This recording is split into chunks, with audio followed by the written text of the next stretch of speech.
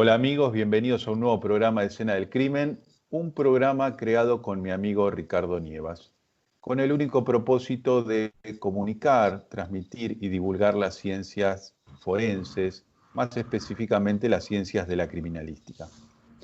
Programa a programa recibimos distintos invitados con distintas especialidades y este no escapa al resto. En este caso, bueno, tenemos un invitado que justamente reúne todas las condiciones que siempre hemos presentado en este programa. Es un docente investigador, es licenciado en investigación criminal y lo que quería destacar sobre todas las cosas que es calígrafo público nacional. Bueno, una vez ya presentado, vamos a dar nuestro espacio a nuestros amigos auspiciantes Lex Artis. Lex Artis, un estudio dedicado a la medicina legal y ciencias forenses. www.lexartis.com.ar. Bueno, después del auspicio, entonces sí, voy a tener el honor de presentar a mi amigo, al licenciado en investigación criminal y calígrafo público nacional, Alejandro Matías Centofanti. Hola Alejandro, te doy la bienvenida. ¿Cómo estás? ¿Qué tal, Federico? ¿Cómo estás? Buen día para vos, para toda la audiencia. Y bueno, nada, muy contento de estar en el programa y poder compartir este momento y una charla tan grata con vos, como colega, como profesional y bueno, y como compañero también de proyecto, ¿no? Bueno, muchísimas gracias, Ale, por aceptar la invitación. La verdad que estoy muy contento que esto esté sucediendo porque a partir de esta conversación que tengamos hoy, vos sabés que inevitablemente llegan muchos comentarios sobre todo, bueno, todo lo que nosotros podemos ofrecer con respecto a la actualización profesional. Pero no quiero dejar afuera porque también a una audiencia muy grande que son personas aficionadas que a partir de claramente estas series, estos programas que abundan hoy por hoy en las plataformas, también se interesan, entonces de alguna manera a veces son futuros profesionales, que ya hoy son profesionales, que tienen un título de base y que a partir de que se van interiorizando en estas ciencias, muchos, pero muchos, se animan a estudiar otras carreras.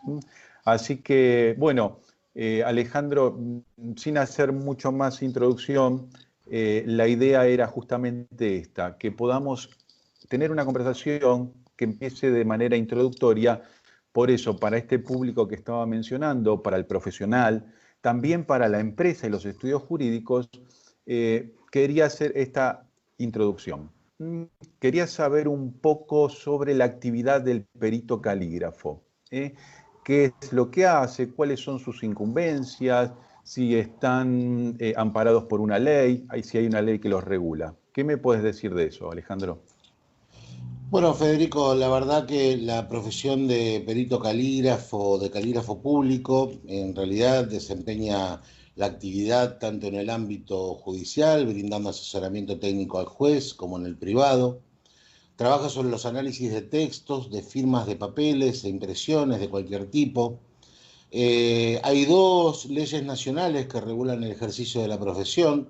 La ley 20243 del año 73, que regula específicamente las particularidades del ejercicio de la profesión de calígrafo público en el ámbito de la Ciudad Autónoma de Buenos Aires, o de la Ciudad de Buenos Aires, y después con una modificación de la 20859 en el año 74, que sustituye algunos artículos del anterior y en realidad amplía las incumbencias profesionales.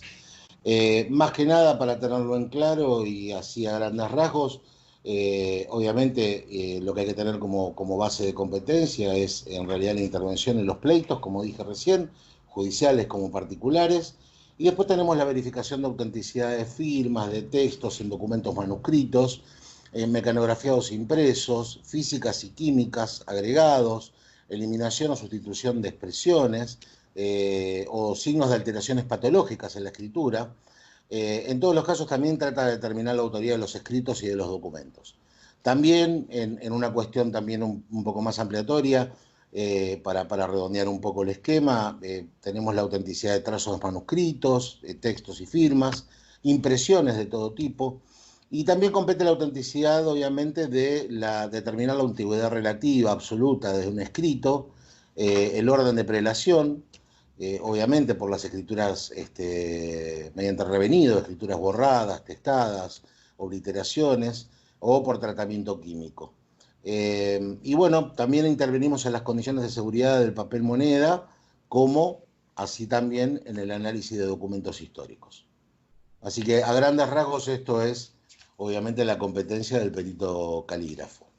También, no Clarísimo. sé si querés que abordemos el tema del perito en documentología, pero como la facultad en realidad lo tiene como título intermedio, por ahí lo podemos expresar Bueno, también. me interesa que exista un título intermedio, bueno, en esta carrera de calígrafos. ¿Lo puedes ampliar?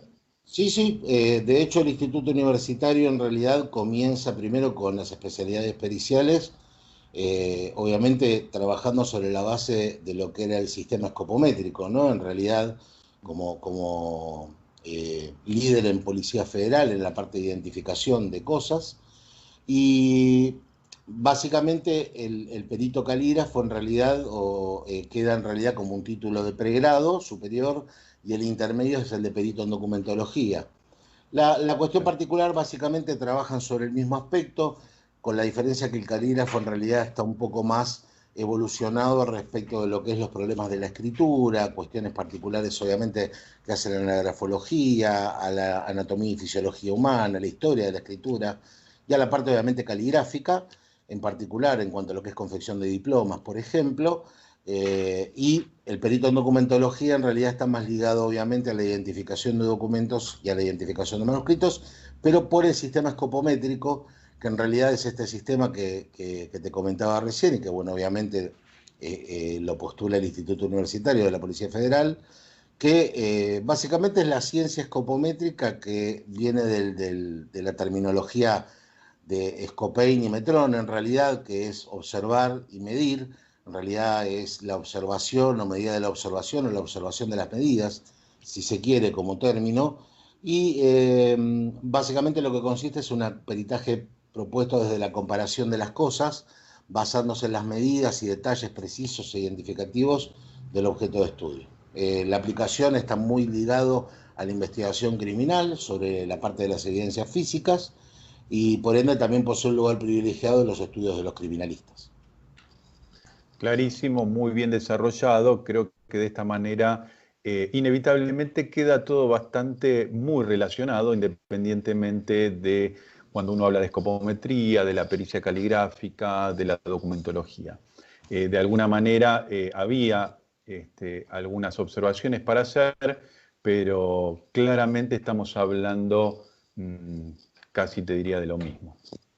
Entonces, también escuché que repetiste en 2 oportunidades documentos, ¿sí? El estudio de documentos donde, bueno, pueden aparecer escritos, hológrafos, escritos mecanografiados, escritos impresos, pero sobre todo escuché que destacaste la palabra documentos. Entonces, también me gustaría si nos puedes ayudar con esta definición de documentos y si es posible clasificarlos. Sí, totalmente, Federico. La realidad es que el documento en cuanto a la terminología en sí misma nos lleva al concepto del término enseñar, ¿no? O sea, cuando hablamos de documento hablamos de enseñar en realidad, y es en efecto toda información que se produce materialmente con la finalidad de dar a conocer un fenómeno de la naturaleza o cultural, y que se utiliza básicamente en los sucesos para que puedan conocerse a través del tiempo. Básicamente, como decía recién, son medios para acreditar, probar, desmentir cosas que ocurrieron, y cuando decimos que hay ciertos hechos en realidad que se hayan documentados, significa que nos referimos solo que hay testigos que vieron lo ocurrido, sino que tenemos pruebas materiales que se pueden ver, tocar y que demuestran obviamente lo aseverado. Actualmente el mundo nos provee de una diversa cantidad de documentos producidos obviamente por distintos medios. Entre ellos podemos destacar la información escrita, las voces, los ruidos, los grabados, las imágenes, en soportes varios como el soporte papel, en discos magnéticos, en soportes no convencionales, o pueden constituir en realidad películas, títulos profesionales, grabaciones, marcas, señales, entre otros. Consideremos también lo importante de la aparición de la escritura, ¿no? En el 3000 a.C., a partir de la aparición de la escritura, en realidad permite documentar los hechos de manera histórica. O sea, pensémoslos en términos, en realidad, que la escritura lo que genera es, o sirve en realidad como una fuente de conocimiento de las culturas pasadas, y ya que el conocimiento de los hechos transmitidos oralmente de generación en generación se desvirtuaban y se desprendían del contenido original. Entonces, pensemos qué tan relevante fue el hecho para la humanidad, que de hecho se lo consideró básicamente el inicio de la historia. Si lo vemos en un contexto del valor probatorio, los documentos considerados desde el sentido jurídico pueden ser obviamente privados o públicos. Aquellos que son privados en realidad no tienen intervención de funcionario público, y se distinguen entre estos también entre los no firmados y los firmados por las partes. Básicamente, los privados firmados por las partes, que es uno de los más importantes en realidad, deben mediar un reconocimiento previo de firma por parte, obviamente, de los que intervienen, como puede ser, por ejemplo, un contrato de alquiler. Y la falsedad del contenido puede ser demostrada en realidad por la parte que lo alega. Se hace por lo general en un doble ejemplar, y para que cada parte pueda probar su derecho en un caso de conflicto. Para el caso de los públicos, los cuales, como el nombre lo indica, gozan de plena fe pública, es decir, fueron hechos por antefuncionario público, hacen plena fe de su contenido, y obviamente para hacerlos caer en realidad como prueba, tiene que probarse la falsedad efectivamente, y entendamos con esto que la falsificación de documento es un delito obviamente que está penado por el Código Penal. Así que creo haber contestado. Muy claro, creo que contestaste más de lo esperado. Sobre todo me interesó que hayas hecho un poquito de historia cuando nombraste la aparición de la escritura hacía 3000 años, ¿no? Dijiste, antes de Cristo. 3000 antes de Cristo. Entonces, inevitablemente me surge esta pregunta, porque para allá vamos, me parece. Quería ver si me podías capturar la esencia de lo que sería la evolución de estos documentos hacia lo digital, porque inevitablemente, bueno, después seguramente lo vamos a ampliar, pero quisiera que abordes esto, la evolución hacia lo digital. ¿Está sucediendo? ¿Estamos yendo hacia allá? ¿O simplemente es una apreciación mía?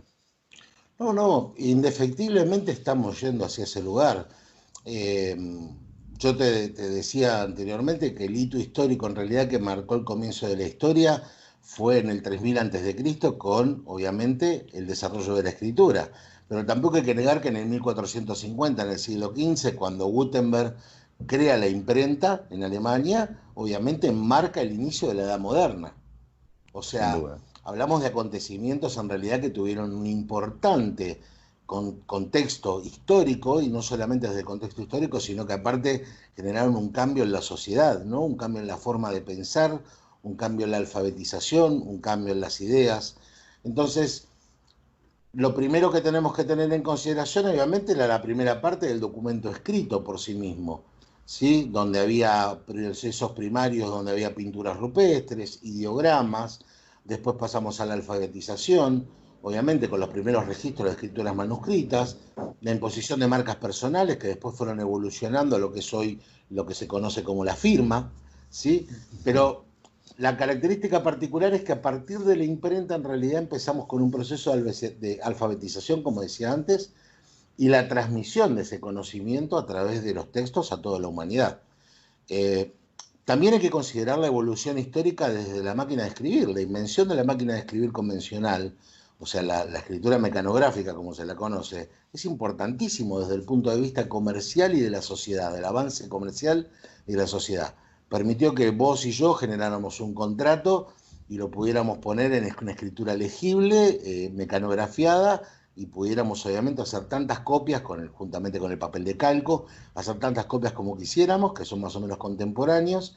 Entonces, la máquina de escribir, que desde 1714 hasta 1873, si tengo bien más o menos las fechas, fue pasando de distintos diseños hasta la consustanciación comercial, y después en el 1920 se logra lo que se llamó la estandarización, es decir, al modelo que nosotros conocemos al día de hoy, un estándar, en realidad todos mantuvieron el mismo estandarización. Fue un acontecimiento importantísimo.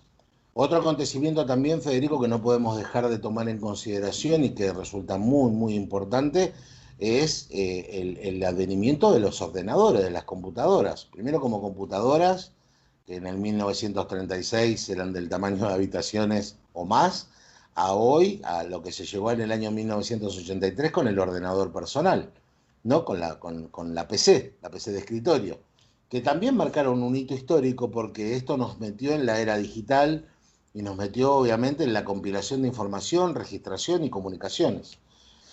Entonces, como habíamos hablado, si mencionamos a las computadoras también, tenemos que también mencionar a las impresoras como un implemento importantísimo, obviamente, para lo que es la consustanciación de los documentos en realidad, que estaban informatizados, pasarlos obviamente a impresión. Y acá vemos que entre 1953 a 1976 se desarrollaron los principales sistemas de impresión, ¿no? Pasando de inyección del matricial de punto, pasando después al láser y por último, obviamente, al de inyección de tinta en última instancia, lo cual obviamente es un importante acontecimiento para la edad contemporánea porque se dejó de utilizar la máquina de escribir convencional para pasar a los escritos ya impresos, o sea, desarrollados mediante una impresora hogareña convencional. Claro. Era como tener a Gutenberg en casa, ¿no? Básicamente, tener el propio Gutenberg en casa. Y bueno, por último, nada, Federico, la evolución de la red de redes, ¿no? La red informática mundial, el World Wide Web, que es conocida como Internet y que es desde el año 1989 a 1991 que se efectuaron las primeras pruebas de comunicación, juntamente con el desarrollo de criptografía simétrica, que es muy importante también para que después lo veamos en realidad en la parte de firma digital, por los investigadores de la Universidad de Stanford en 1976, se empleó para el comercio y consolidó los principios de lo que es el documento electrónico y la firma digital que hoy se conoce como tal. Así que todo el devenir histórico realmente como hitos es importantísimo y considero que hacen la diferencia en cuanto a lo que es obviamente la identificación y comprender la dinámica de la escritura más que nada. Sin duda, y bueno, me pareció excelente el desarrollo, ubicándonos cada una de las etapas de las que fue pasando el documento. Sin duda ha evolucionado, está indiscutido y justamente creo que, valga la redundancia, está documentado cómo fue evolucionando. Entonces, yo capturé dentro de todo lo que nos estuviste contando lo que es la criptografía asimétrica. Entonces, creo que me vas a dar pie y en este sentido vamos a poder desarrollar lo que sería firma electrónica, firma digital, porque creo que acá la evolución es donde está haciendo mella. Me parece que esta es la nueva máquina de escribir, sin duda, donde marcó un antes y un después. Esta es la nueva imprenta, donde marcó un antes y un después. Entonces, bueno, quería que nos cuentes un poco qué pasa con estas nuevas modalidades digitales o electrónicas, las diferencias de ambas, y bueno, un poco si nos podías ilustrar también. Sí, cómo no, Federico. De hecho, acá hay otro tema también para tomar o para coligar con lo que son hitos o antecedentes históricos. Fíjate que la ley de firma digital, que es la 25.506, en Argentina fue promulgada el 11 de diciembre de 2001 y define en realidad o diferencia particularmente cada una de ellas, ¿no? Lo que es en realidad el concepto de firma electrónica por un lado y firma digital por el otro. Vamos a eso y te comento los pormenores después, obviamente, de cada caso en particular. La firma digital, para entenderla como solución, en realidad como complejo tecnológico, la tenemos que tomar como en consideración como que es una solución tecnológica que permite añadir a documentos digitales y mensajes de correo electrónico una huella o una marca única. De hecho, yo preparé unas filminas y si tenés para mostrarlas al público, en realidad en esta primera se ve claramente la diferenciación entre las dos. Pero lo que decía, le marca una huella o marca única a través de ciertas operaciones matemáticas. Se entiende entonces en realidad como un bloque de información que suele anexarse o incrustarse al documento firmado. Vos tenés un documento firmado, digital, obviamente, y le incrustás una huella determinada que es mediante un registro de una clave criptográfica, obviamente, sumada a un algoritmo hexadecimal que es una clave asimétrica. Al receptor le permite identificar al firmante de forma fehaciente. Esto es lo que nosotros llamamos el requisito de autentificación, en realidad. Que yo reconozca al firmante, o sea, sepa fehacientemente quién es el firmante, es lo que yo llamo requisito de autenticación.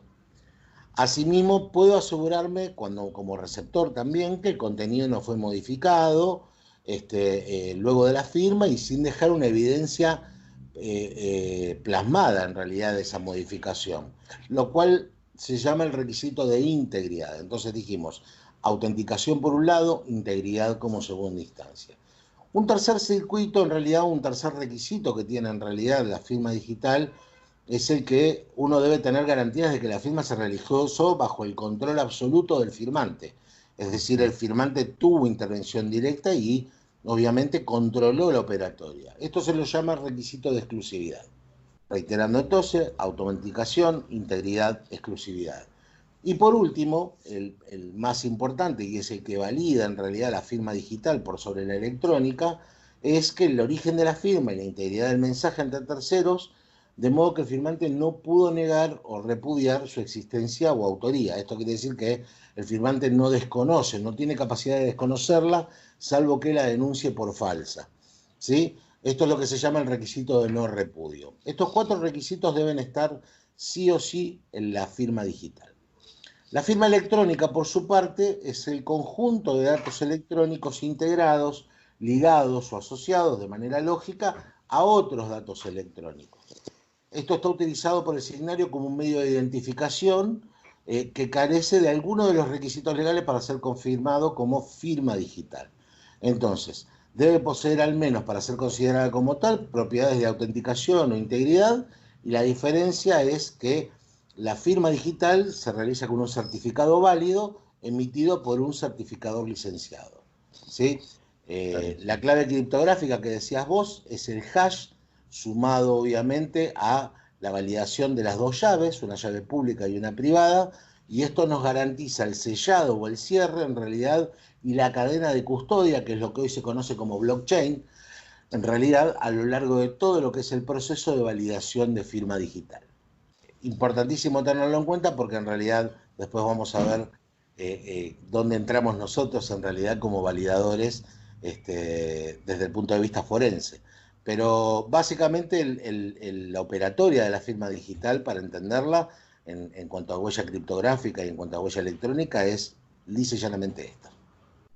Está más que claro, muy bien desarrollado, sobre todo, bueno, las diferencias de que no es lo mismo. Y hay una terminología hoy muy utilizada por el profesional y también por el que no lo es, ¿no? Que tiene que ver justamente con la biometría. Hoy cualquier persona que accede a comprar un teléfono de última tecnología, bueno, puede ingresar por diferentes maneras a su teléfono. Cuando lo tiene bloqueado por algún motivo, puede entrar con huella digital, puede entrar por lectura geométrica del iris. Y bueno, entonces esta terminología empezó a ser muy utilizada por el público en general, pero muy pocos saben qué es la biometría. Entonces quería que nos expliques un poquito qué es la biometría y si hay, pues se clasifican distintos tipos, ¿verdad? Tal cual. Sí, obviamente la biometría, entendida como tal, como el término, en realidad es bios, viene de vida, en realidad, y metría, metros de medición, o sea, medición de los elementos de vida, en realidad, ¿no? Si lo tenemos que definir desde el punto de vista de la definición, lo hablamos de que es la parte de la biología que estudia de forma cuantitativa la variabilidad individual de los seres vivos, utilizando obviamente métodos estadísticos. Cuando el estudio se automatiza en realidad, o sea, cuando entra en un proceso de automatización, utilizando métodos matemáticos en realidad o algoritmos y ayudado por ordenadores, se llama lo que da lugar a la biometría informática. Así, tenemos que entender que la identidad que se construye utilizando estos procedimientos se llama identidad biométrica de la persona.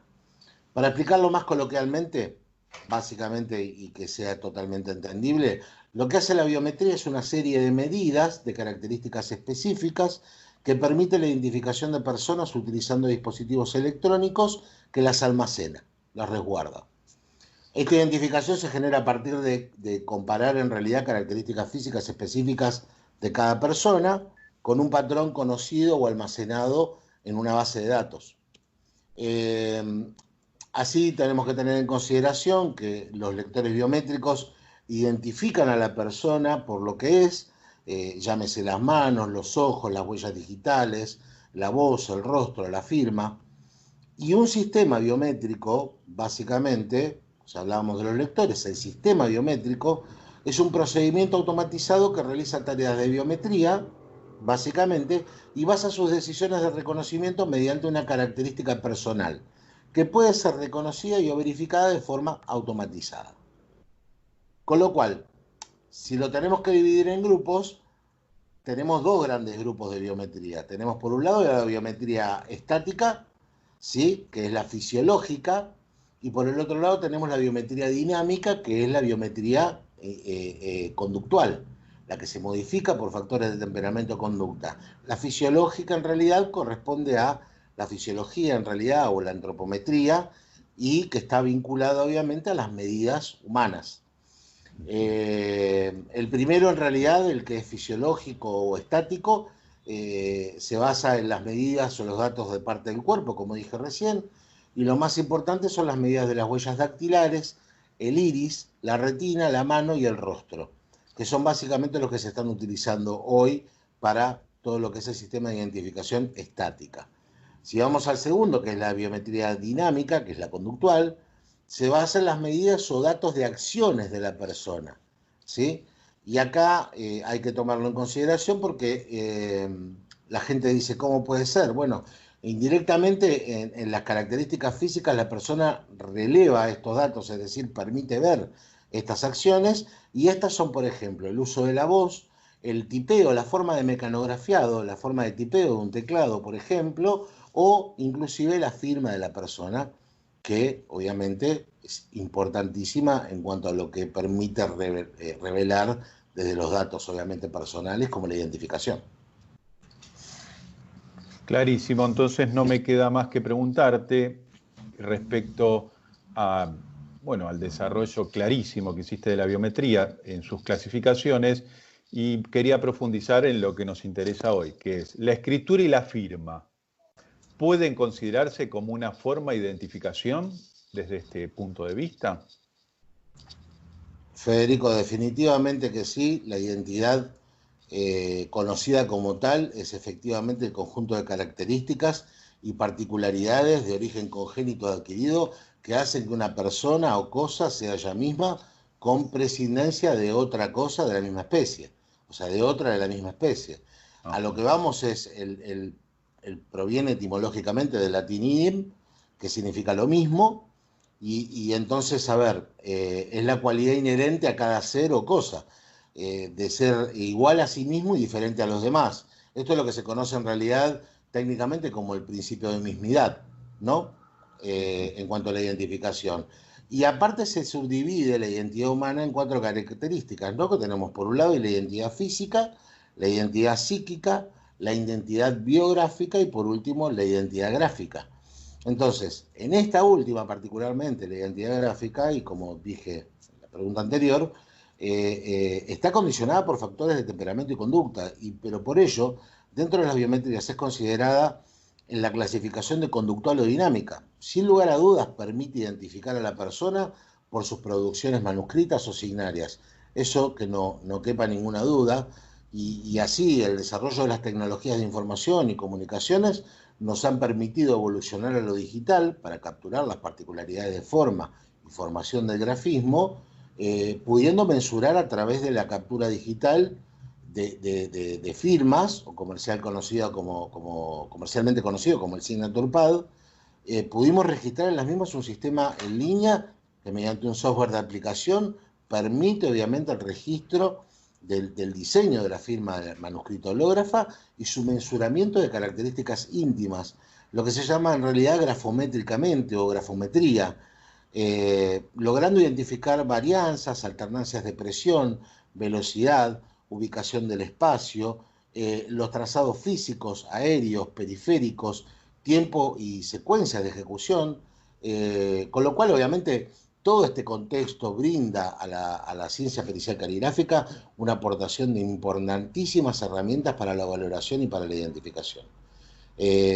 Considero sin lugar a dudas que es el andamiaje y el preámbulo de nuestro trabajo de investigación en el marco del Instituto Universitario de la Policía Federal Argentina, que busca homologar en realidad, o procuramos homologar ambos sistemas de análisis, el método tradicional versus los sistemas informáticos contemporáneos, en aras de adaptarnos obviamente a las tecnologías aportadas. Bueno, Ale, más claro imposible, realmente cómo lo pudiste desarrollar, creo que a más de uno de los cuales por ahí este lenguaje técnico no es muy accesible, creo que han podido acceder porque fuiste muy claro, lo pudiste expresar desde un lenguaje amigable y lo valoro muchísimo. Pero bueno, increíblemente llegamos al final del programa. Sabés que estoy siempre agradecido por todo lo que aportás permanentemente a la ciencia. Y bueno, si querés despedirte, dejar algún correo para alguna empresa, alguna institución que quiera conocer sobre nuestra ciencia, lo podés hacer en este momento. Perfecto, Federico. No, más que nada agradecerte obviamente la participación y la importancia en realidad de que la gente tome contacto y conozca toda la comunidad científica, ya sea que se dediquen a la parte caligráfica o no, pero que conozcan en realidad la importancia de la valoración del estudio pericial caligráfico y lo que nos permite en realidad y lo que buscamos con toda esta propuesta de no quedarnos en realidad en el pasado, avanzar hacia el futuro y en el marco obviamente de las nuevas tecnologías. Mi nombre obviamente me ubican obviamente por el nombre en las redes sociales, así que no hay ningún inconveniente respecto de eso y estoy totalmente abierto a cualquier consulta que deseen manifestar. Muchísimas gracias. Bueno, tuvimos un programa de la mano del licenciado Alejandro Matías Centofanti y bueno, nos despedimos y lo bueno es que siempre cuando cierro el programa digo nos vemos en un nuevo programa con un nuevo invitado, pero en este caso voy a decir nos vemos en un nuevo programa nuevamente con el licenciado Alejandro Matías Centofanti. Muchísimas gracias y nos vemos en el próximo programa.